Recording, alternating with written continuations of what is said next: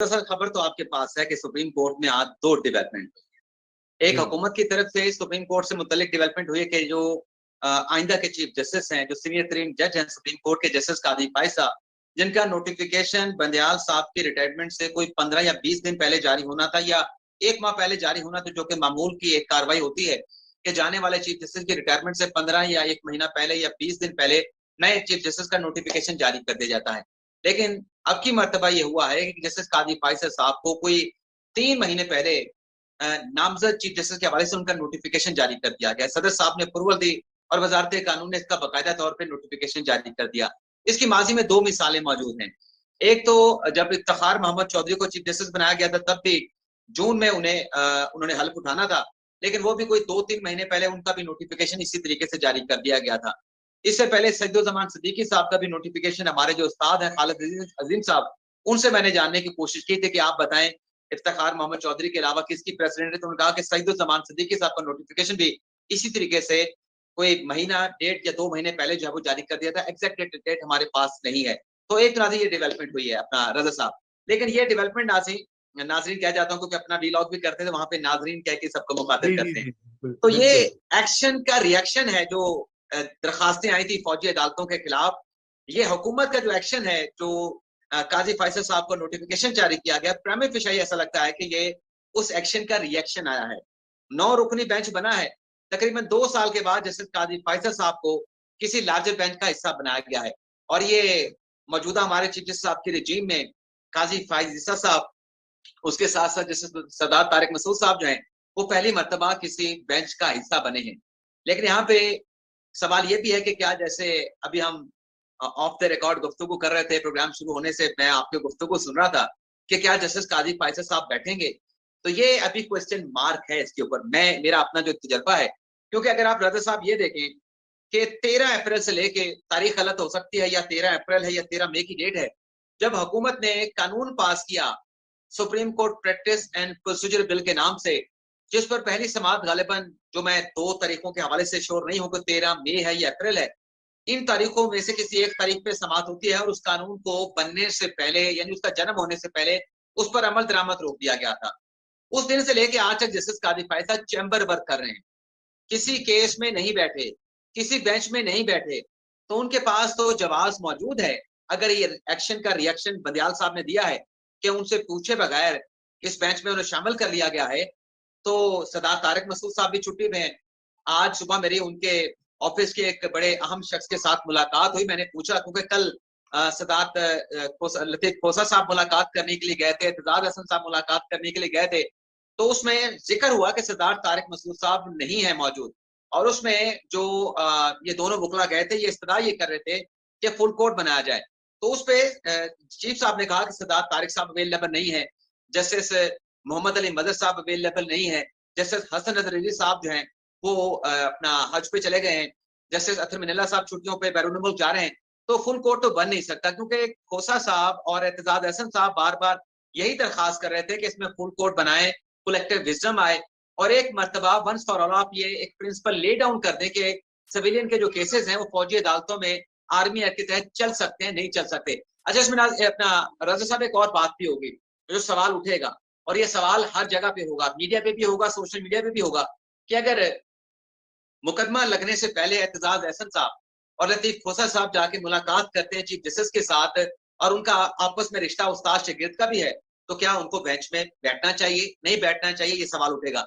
लेकिन जस्टिस काजी फैसल साहब की जो बात हम कर रहे थे, अगर पिछले कोई 8 से 9 हफ्तों से वो बेंच में नहीं बैठ रहे, इस स्टांस के साथ, इस पॉइंट ऑफ व्यू के साथ नहीं बैठ रहे कि जो हुकूमत ने कानून बनाया है उसके तहत 3 रुकनी कमेटी बनेगी supreme court practice and procedure bill के कानून के मुताबिक। तो वो 3 रुकनी कमेटी, उसमें बंदियाल साहब होंगे, उसमें काजी साहब होंगे, सरदार तारिक मसूद साहब होंगे। तो उस कमेटी के तहत तो बेंचेस की तश्कील नहीं हो रही। उस कानून को तो तमाम जो जजेस हैं जिन्होंने हल्फ उठा रखा है, वो कानून को मानने के पाबंद हैं, वो आइन को मानने के पाबंद हैं। तो वो तो स्टे ऑर्डर दे के 8 रुकनी बेंच जो है वो मुख्तलिफ जजेस अब दस्तियाब नहीं है, वो स्टे ऑर्डर कैसे वापस लिया जाएगा? और अगर वो स्टे ऑर्डर चले वापस भी ले लिया जाता है, तो फिर सवाल ये उठेगा कि जब से वो स्टे ऑर्डर दिया गया उसके बाद जितने भी मुकदमा की सुप्रीम कोर्ट में समाअत हुई है, उसमें जो ऑर्डर दिए गए हैं, जो बेंचेस बनाए गए हैं, उनकी कंपोजिशन के ऊपर, उनकी कानूनी आईनी हैसियत के ऊपर सवाल उठेगा तो मुझे तो कल इस बेंच के हवाले से कुछ कंट्रोवर्सी क्रिएट होती दिखाई दे रही है, क्योंकि अगर एक मरतबा प्रिंसिपल स्टांस काजी फैसल साहब ले चुके हैं, उससे वो पीछे कैसे हटेंगे? अगर वो पीछे हट जाते हैं तो फिर काजी फैसल साहब से सवाल होगा, फिर आप 8 से 9 हफ्ते जो गुजर चुके हैं, अगर आपने यही कुछ करना था, स्टांस से पीछे हटना था, तो फिर आप अपने बेंच में क्यों नहीं बैठ रहे थे? आप अपनी कोर्ट में मुकदमात की समाअत क्यों नहीं कर रहे? जी इमरान, बहुत शुक्रिया आपकी मुफस्सिल आपने रिपोर्ट दी। इसार साहब से मैं पूछता हूं कि वो कैसा देख रहे हैं इस डेवलपमेंट को। मैं थोड़ी सी अर्ज ये करना चाहता हूं उससे पहले कि देखिए, सुप्रीम कोर्ट ऑफ पाकिस्तान एक तली वाला केस था, उसमें इनको गैर कानूनी करार दे चुकी है।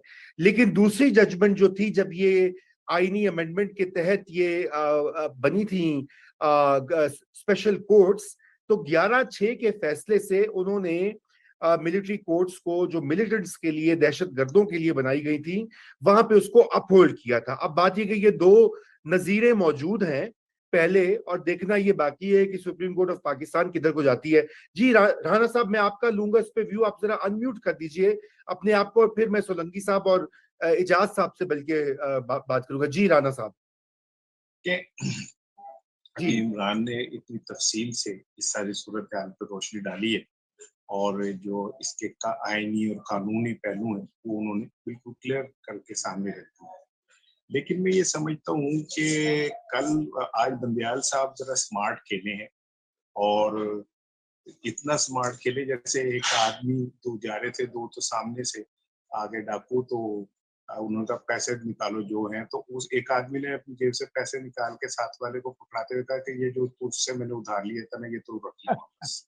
तो मुझे ऐसा लगता है कि बंदियाल साहब ने वो उधार जो है ना निकाल के और काजी साहब की जेब में डाल दिया कि अब तुम जानो, और आगे सामने खड़ा वाला बंदा जा रहा है। जब आपने इतनी 3 महीने पहले एक नोटिफिकेशन कर दिया, तो इसका मतलब ये कि अब बंदियाल साहब का किरदार ऑलमोस्ट सेरेमोनियल सा हो जाएगा, और जो असल है वो सामने आएंगे। तो वो बोझ जो क्या कहते हैं बंदियाल साहब के कंधे में पड़ना था, वो अपने खुद क्यों उठाए?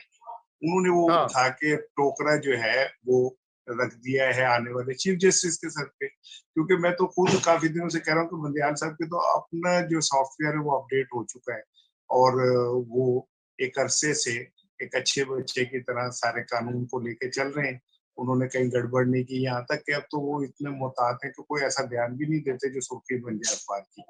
तो ये एक स्मार्ट खेले हैं, और सारा बोझ उन्होंने टोकरा उनके सर पे रखा है। लेकिन जो काजी साहब की रिप्यूट है वो है बड़ी स्ट्रेट फॉरवर्ड फैसलों की और एस्टेब्लिशमेंट के हवाले से बड़ा कैटेगोरिकल स्टांस की। अब ये उनका इम्तहान शुरू हो जाएगा कि वो जो माजी में उनके हवाले से जुड़े हुए फैसले हैं, और जिसके बाद उन्हें बहुत सारे रेफरेंसेस का भी सामना करना पड़ा, अब वो खुद कहाँ पे स्टैंड लेते हैं। तो मैं समझता हूँ कि बेहतर तो यही है उनके पास हल के वो कल ना पे जाएं, और वो अपना जो पुराना स्टांस है वो बरकरार रखें। लेकिन फिर यहाँ पे एक आईनी स्कम जरूर पैदा हो जाएगा कि अगर आने वाला चीफ जस्टिस ही इन मुकदमात को अटेंड नहीं कर रहा और जाने वाला उसके हवाले कर रहा है, तो फिर असल जो है कहाँ पे मामला खत्म होगा। तो मैं समझ रहा हूँ कि आने वाले दिनों में आप थोड़ा सा एक और आईनी बुरान छोटा सा देखिए। ओए होए, देखिए ना, मुझे तो इस बात की बड़ी फिक्र है कि 3 मेंबर बेंच होता तो कितना आसान होता, कल की समाअत भी, फैसला भी आ चुका होता। कल इस टाइम तक जो है वो मामला सेटल हो गया था। अब ये कॉम्प्लिकेट कर दिया मसला हमारे मोहतरम चीफ जस्टिस साहब ने।